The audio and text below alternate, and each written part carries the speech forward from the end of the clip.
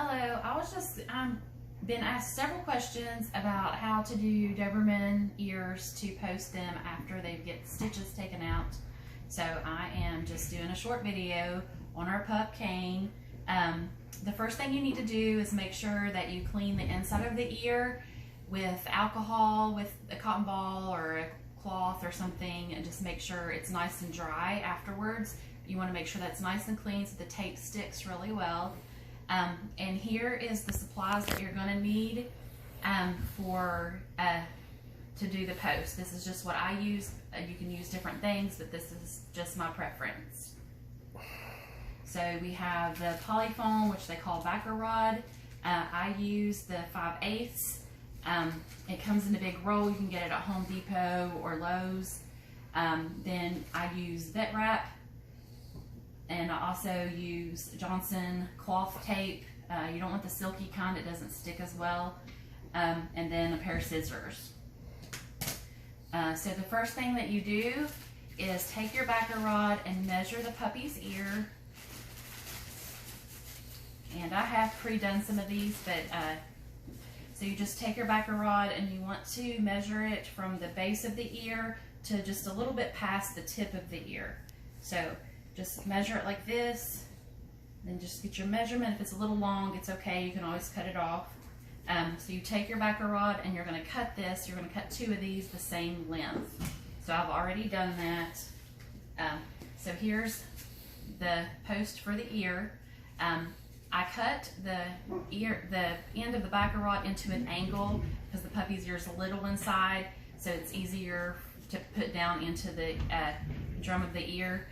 And then after you have 2 of these, you're going to take your tape and back tape the backer rod. So the first thing you do is tape it normal, just where the sticky part is to the backer rod.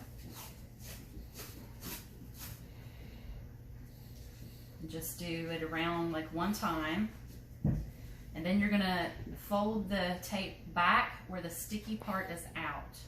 So just take that and then roll it back. And then you're going to just start rolling that down the backer rod at an angle. Just try to make it as smooth as possible. That way it doesn't irritate the ear.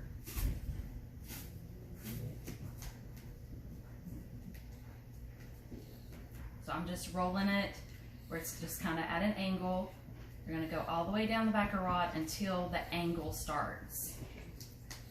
You don't want to put the tape on the part that goes down into the sensitive part of their ears. So we're going to go to about right there. There's your angle, and then you just cut your tape. I do recommend that you have all of this prepped prior to getting your puppy ready, because of course they're not going to want to hold still to do this. So I have this one. I've already got another one cut. So we have 2 posts. So we're going to take the post, and the next step is to put it into the ear, and then we're going to wrap it with the vet wrap.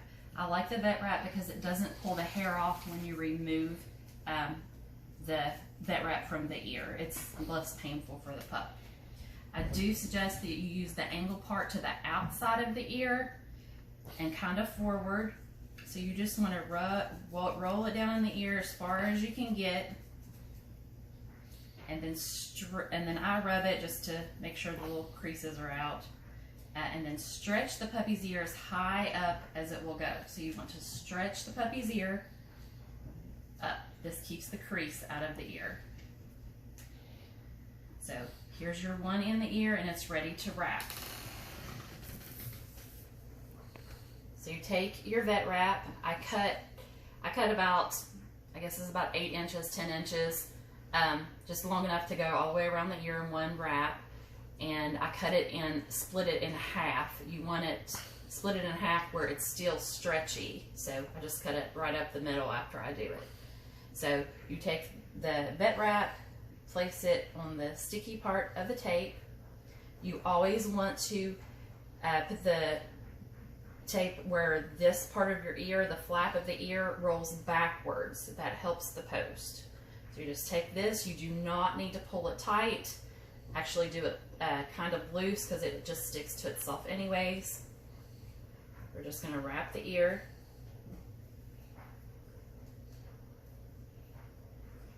Make sure the whole ear is covered. And again, this is after the stitches have been removed.